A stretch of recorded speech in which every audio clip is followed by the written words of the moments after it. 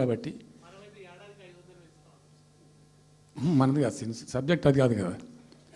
ఈయన 2 ఇచ్చిండు కదా, 200 2000 చేసిండు, ఈడు తప్ప 4000 చేస్తాడేమో అనే ఆశలో మా కోటేసే ఉద్దేశం ఉన్న ప్రజలు కూడా ఈ మాయల పడి పాపం టెంప్ట్ అయిపోయి గోల్మాల్ అయిపోయి ఓట్లు వేసినారు. ఇలా తలలు బాదుకుంటున్నారు, తిడుతున్నారు, భయంకరమైన తిడుతున్నారు. నిన్న నేను హైదరాబాద్ వస్తున్నాను. నిన్న నేను మా ఫామ్ నుంచి బయలుదేరి వస్తుంటే ఒక 10 చోట్ల ప్రామిస్ చెప్తున్నాను. 10 ప్లేసెస్లో పక్క పండు వచ్చుకోగానే కార్లో కూర్చున్నాడు, 2 స్టీరింగ్ ఇచ్చిపెట్టి 2 చేతులు మీదకి పెట్టిండు. బాస్ మళ్ళీ మనం జల్దీ రావాలి, మనమే వస్తున్నాము, నెక్స్ట్ మనమే అని దుంకుతున్నాడు. ఆ మోటార్ పైకి వేసేవాళ్ళు వాడు పక్క మన డుర్రమన్న పక్క మన వచ్చి వాడు వచ్చి నెక్స్ట్ మనమే సార్ వచ్చేస్తున్నాం అంటారు పోతుండ్రు. హైదరాబాద్ సిటీలో అనేక ప్లేసెస్లో కనీసం ఒక 10-12 ప్లేసెస్లో అట్లా చెప్తున్నారు జనం. అది దేనికి సంకేతం? మీ మీద ప్రజలు విశ్వాసం కోల్పోతున్నారు రోజు రోజుకు, మీ చర్యల వల్ల, మీ పిచ్చి పనుల వల్ల. ఇంకోటి ఏంది, మీరు చేసే చర్యలు ఎట్లున్నాయి? మొత్తం రియల్ ఎస్టేట్ బ్రోకర్ దందానేనా? ఫార్మాసిటీ ఎందుకు వచ్చిందండి? ఫార్మాసిటీ మా ప్రభుత్వం ఎందుకు వచ్చింది pharma city? Why did we bring pharma city at all? అనుకోకుండా కొన్ని ప్రాంతాలకు, కొన్ని రాష్ట్రాలకు కొన్ని సందర్భాలు కలిసి వస్తాయి. భారత ప్రభుత్వం ఆనాడు ఉన్నటువంటి నెహ్రూ గారి ప్రభుత్వంలో ఈ ఫిలకో వ్యాధి, కలరా వ్యాధి వ్యాపించి ప్రజలు ముబ్బడిగా చచ్చిపోయేది. ఎట్లా అంటే దీనికి ప్రాపర్ మెడికేర్ లేదు, ఎక్కడికక్కడ లోకలైజ్డ్ ప్రొడక్షన్స్ ఉండాలని చెప్పి ఐడిపిఎల్స్ అని పెట్టిండ్రు. కొన్ని కీలక రాష్ట్రాలలో పెట్టిండ్రు. అందులో మన అదృష్టంకు ఆ టైంలో హైదరాబాద్ కూడా ఐడిపిఎల్ వచ్చింది.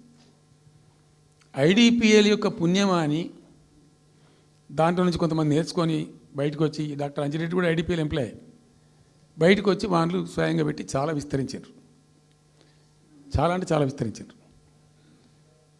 ఆయన దగ్గర అంజిరెడ్డి దగ్గర పనిచేసిన కూడా బయటకు వచ్చి వాళ్ళు పెట్టుకొని వాళ్ళు విస్తరించారు. ఇట్లా ఏమైపోయింది? Hyderabad has become a medical hub, pharma hub.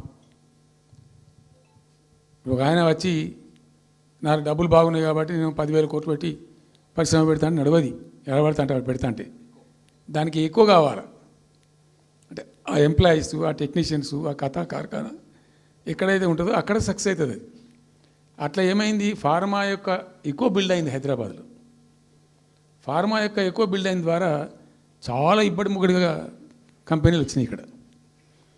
అసలు 1/3 వరల్డ్కు మన జినోమ్ వ్యాలీ నుంచే వ్యాక్సిన్ సప్లై అవుతుంది. ఇలా 1/3 of the world Hyderabad genome valley నుంచే వ్యాక్సిన్ సప్లై అవుతుంది. అట్లా ఎప్పుడో ఉన్న బయాలజికల్ ఈవెంట్స్ ఆ రాజుగారు స్థాపించారు ఆ కాలం 104 సంవత్సరాల క్రితం నిజాం పీరియడ్లో. అట్లాంటి కంపెనీలు వస్తూ వస్తూ వస్తూ వస్తూ వస్తూ Hyderabad has become a best destination for pharma. అయితే ఏమవుతుంది? ఆ రసాయనిక వ్యర్థాలు ఏవైతే ఉంటాయో అవి కొద్ది కారకాలు ఉంటాయి, ఇబ్బందులు కలిగిస్తాయి. మన హుస్సేన్ సాగరే కాలుష్యమయమైపోయి గబ్బు వాసన వచ్చే పరిస్థితి ఉండేది, మనం అందరం కూడా చూసినాం. సో దీని నుంచి హైదరాబాద్ బయటపడాలి. ఫార్మా వదులుకుందామా? వదులుకోవద్దు. మరి ఏం చేయాలా? ఒక 4 టీములు తింపినండి నేను ప్రపంచవ్యాప్తంగా. ఐఏఎస్ అధికారుల బృందాలు, శాంతికుమార్ గారు అని చెప్పి ఆమె చీఫ్ సెక్రటరీ కూడా రిటైర్ అయింది. ఆమె అప్పుడు హెల్త్ సెక్రటరీగా ఉండే కొంతకాలం. ఆమె నాయకత్వంలో పంపించాం, చాలా దేశాలకు పంపినాం.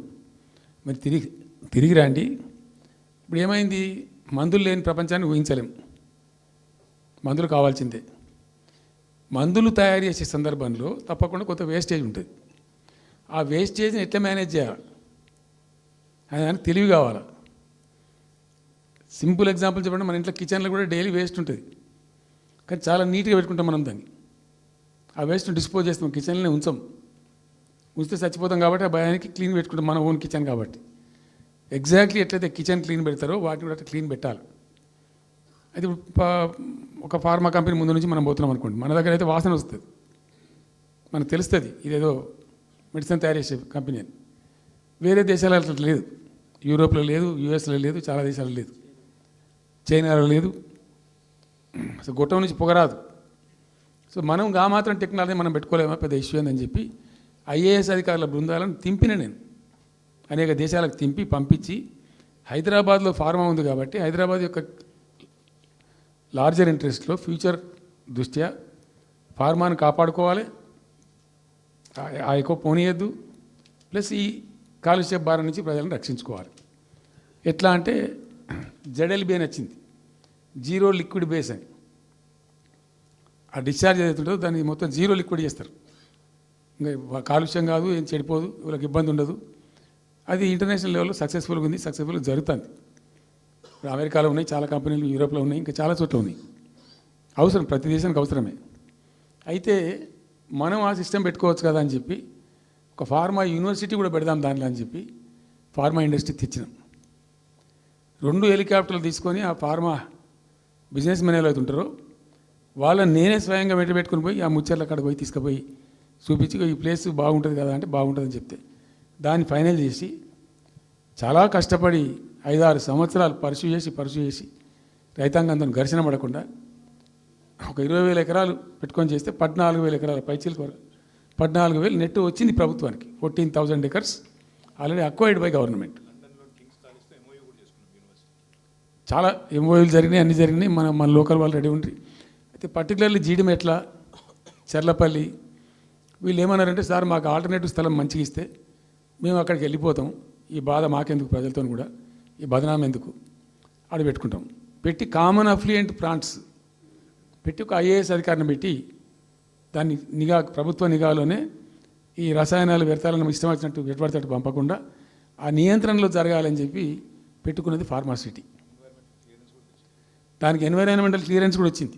కేంద్ర ప్రభుత్వాన్ని ఒప్పించి ఎన్వైరాన్మెంటల్ క్లియరెన్స్ తెచ్చినాం.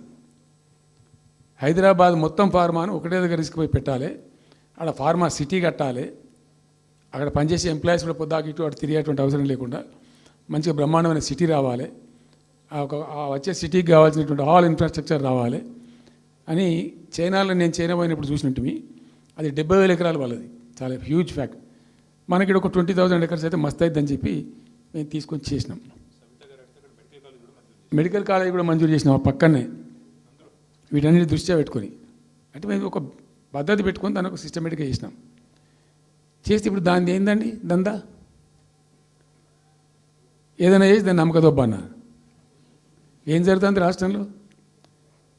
ఫ్యూచర్ సిటీ, తొక్క సిటీ, ఎవరికి కావాలి నీ ఫ్యూచర్ సిటీ నాకు అర్థం కాదు.